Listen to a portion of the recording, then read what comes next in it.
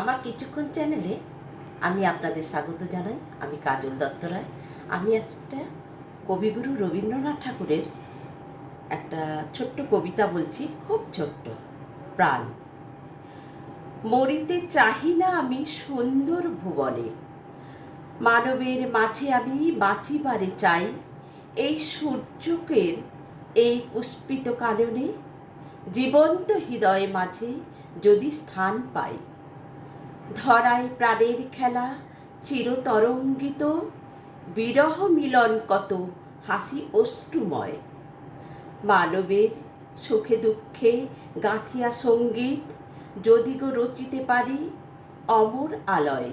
তা যদি না পারি তবে বাঁচি যতকাল তোমাদেরই মাঝখানে লোভী যেন ঠাঁই।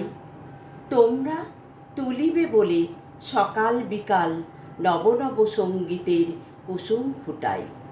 হাসি মুখে নিও ফুল, তারপরে হায় ফেলে দিও ফুল যদি সে ফুল শুকায়।